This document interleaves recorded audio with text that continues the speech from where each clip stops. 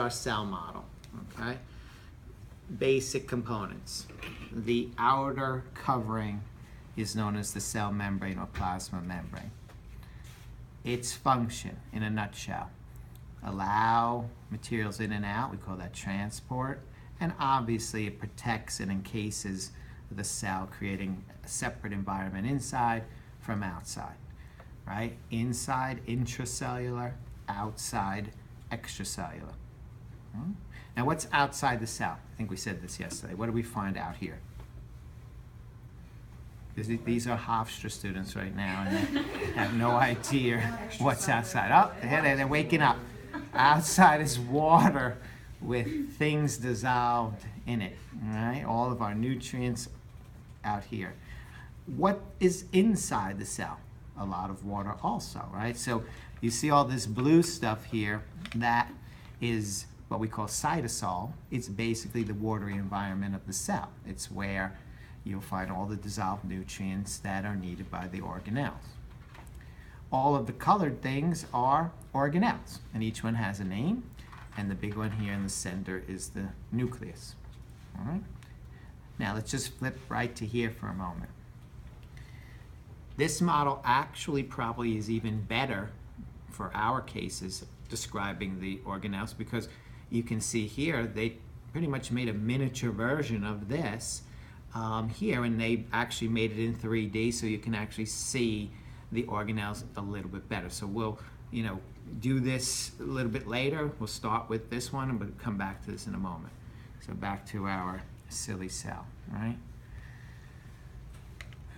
Let's name some organelles as we go through here. So on this model, for our purposes, all of these orange things, that's mitochondria. All right? Mitochondria is where ATP is synthesized. ATP will be used as an energy molecule for all of the other functions that occur in the cell. The production of proteins, the production of carbohydrates, the production of lipids.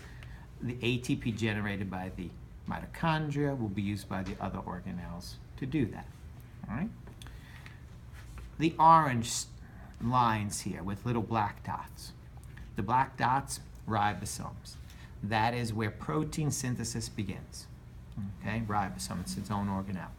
Many ribosomes are attached to the endoplasmic reticulum.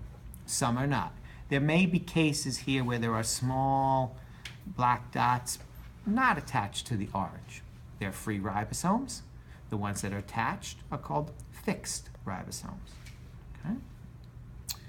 Endoplasmic reticulum that has ribosomes attached is called rough endoplasmic reticulum. And on this model, most of what you see as far as the endoplasmic reticulum goes is rough ER. On this model, we're flipping to the neuron for a moment. Notice that there's some blue with red sprinkles on it and blue without sprinkles, right? I don't know which way you like your ice cream, with or without sprinkles, but with the sprinkles, that's the rough endoplasmic reticulum. Without, smooth endoplasmic reticulum. Okay? Back to our silly cell. She's good, steady hand. All right? Rough endoplasmic reticulum manufactures proteins. Smooth endoplasmic reticulum manufactures carbohydrates and fats, lipids. All right? Another organelle. Right here, this little cluster of black lines. That's the Golgi apparatus. Golgi apparatus. Golgi apparatus also is an organelle where proteins, carbohydrates, fats, different chemical molecules are synthesized and packaged. Synthesized and packaged. All right, if we slide over to the neuron, it's kind of fun doing this little video, right? This is our Golgi apparatus here. Okay, this red, large red area. Okay, it's the Golgi apparatus. Okay, coming back. Can't wait to see this one. All right, let's pick another organelle right here. Okay, now this is a little odd on this model. I'm pretty sure that this is representing what's called the centriole. All right, now, centrioles are usually in a pair. There's two of them. It seems like there's only one here, but there's usually two of them. One is running this way. The other typically is running at a right angle to it. There's two of them, all right? The centrioles produce spindle fibers, and they become very active during cell division. So if we slide over now to this, the mitosis board, you will see at the very top of the very first cell, there's two black dots. Those represent the two centrioles. They are now getting involved in a process known as cell division, mitosis. Actually, in this model, the centrioles have been duplicated because that's one of the first steps, duplication of organelles during this mitotic process. So these are the centrioles, and they're involved in the process of mitosis. Okay? Okay. So we have mitochondria, rough endoplasmic reticulum, smooth endoplasmic reticulum, ribosomes, the watery environment, the cytosol, the Golgi apparatus or Golgi bodies, the centrioles. It's not an actual organelle, but the area around the centriole, like so this blue area around it where the synthesis takes place, that's called the centrosome. The centrosome. Okay? So let's go over to our mitosis board. They see this yellow area around the black? That would be the centrosome. That's where the synthesis is taking place. Okay? Let's go to, well, let's make something up. There are lots of vesicles that exist in cells. A vesicle simply is a piece of the membrane that breaks off and forms a little bubble, a little container. All right? Let's look at the neuron because they have some clear vesicles here. See these little yellow, round vesicles? That's what you find. You find a lot of these within the cell. And there's many different types of vesicles that exist. In this case, we're going to call these guys the lysosome. Lysosome is a very prominent vesicle in cells. There's also something called the peroxisome, which is kind of like a smaller version of the lysosome. There's also what's called the transport vesicle. There's also what's called the secretory vesicle. There's also, endocytotic and exocytotic vesicles. There's many types of vesicles that live in the cell. Generally, their function is to hold or contain chemicals that are either needed by the cell or to be released from the cell. In the case of a lysosome, that contains lots of chemicals, digestive enzymes as they're called, and we talked a little bit about enzymes yesterday, that are kept within the cell. And three things can happen with the lysosome. You're familiar with a white blood cell, right? What does a white blood cell do? This is being recorded. Right, so a pathogen, something enters the body that doesn't belong, the white blood cell is going to find it and destroy it. Well, a white blood cell sneaks up on the pathogen is taken into the cell, so a vesicle is formed, an endocytotic vesicle, it's brought into the cell, and then the lysosomes attach to it, releasing their digestive enzymes which digest and break down the pathogen. That's one very important aspect of the lysosome.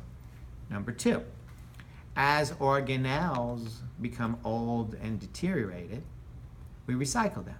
The lysosome attaches to it, secretes its enzymes, breaks the organelle down, and recycles the parts. Number three, a cell becomes diseased. Let's say a mutation occurs in your genetic material and creates a cancer cell. The cell has the ability to signal all of its lysosomes to break open, digesting, destroying the entire diseased cell, removing it from the population of the body cells so that it doesn't spread and cause disease in the body. That's called apoptosis. So lysosomes have a very, very prominent role in the cell. They are small little vesicles containing digestive enzymes. Okay? So we see them here nicely. Let's go to our silly cell and let's see, why don't we make this blue thing our lysosome? Okay? That'll be our lysosome. We'll keep all of the orange ones as mitochondria. Keep it simple. All right. There is also something called the peroxisome. Again, we'd have to make something up to become a peroxisome. I don't really have it, but it's a smaller version of the lysosome. Okay. And then there are a bunch of other types of vesicles, right? And again, we do not really have those to discuss, but we will discuss them. Let me ask you this question. A secretory vesicle. What does the word secretory vesicle mean to you? A vesicle that would secrete. Secretory vesicles are derived from the Golgi. The Golgi packages products that are made in the cell, packages them into vesicles. Lysosomes are derived from the Golgi. Secretory vesicles are derived from the Golgi. Okay? A secretory vesicle created by the Golgi will travel through the cytosol to the plasma membrane and then break open, releasing the contents to the extracellular fluid. Like a hormone. Cells that produce hormones are released from the cell. All right? We don't really have a secretory vesicle to show you. You see it in the picture, though, in your lab manual. They're labeling them for you. Okay? Lysosomes are also derived from the Golgi, but they remain in the cell, as we said. Okay? There's a third type of vesicle. I don't have it, but it's important to mention, and it brings us into another thought process. There's something called a membrane renewal vesicle, also derived from the Golgi. Membrane renewal vesicle. It's an empty vesicle. It's really, a membrane renewal vesicle is simply just a little piece of membrane that floats from the Golgi to the membrane and inserts itself into the membrane, renewing the plasma membrane. So I know what you're thinking. Why? Why could that be? Why does that happen? It's very fascinating. Well, I'll tell you. The membrane, even though none of our models really show it, the membrane is, well, let's actually take this. You can keep your camera there. Let's take this guy away. And let's bring this up. That was nothing. Nothing happened. Everyone is safe. This is a plant cell model, but it helps illustrate what I'm just going to say now. Outside is the plasma membrane, right? Okay. Notice that it's in blue, and then you can see here that the blue continues in onto the endoplasmic reticulum, which is all this. You can see this blue line here, it may be going to the endoplasmic reticulum, and then it continues on to the nucleus. Well, that is the important concept here.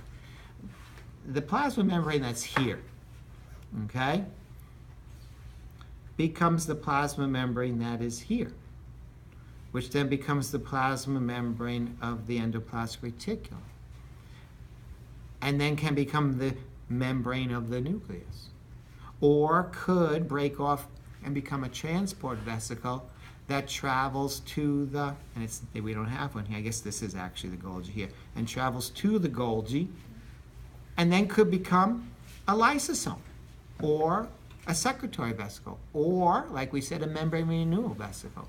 Meaning this membrane is in motion. It's here, and then it's here, and then it's here, then it might be on a vesicle, might be on a lysosome, or might become a membrane renewal vesicle and replace pieces of membrane that moved on to other areas. So it's in what we call, it's very fluid. The membrane isn't a plastic bag that's static. It's fluid.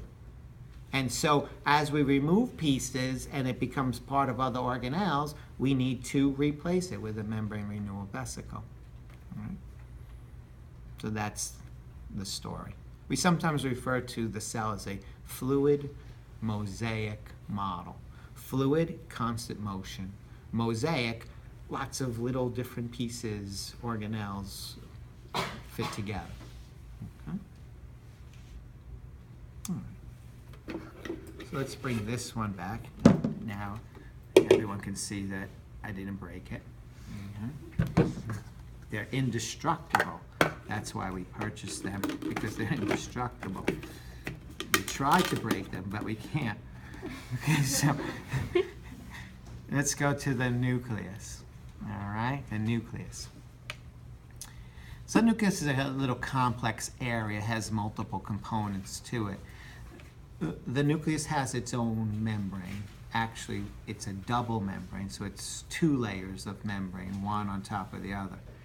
The outer membrane we call the outer nuclear membrane, the inner one we call the inner nuclear membrane. I don't know that we can really see or appreciate, but maybe here you can see that there's 1 layer outside and 1 layer underneath it. It's a double layer. So the outer is called the outer nuclear membrane, the inner nuclear membrane. Both of them together are called the nuclear envelope. Nuclear envelope. So I can kind of play games with you on the test, right? I could put a label here and ask you what it is. What are you going to say? She's going to say nuclear envelope. She's going to get it wrong.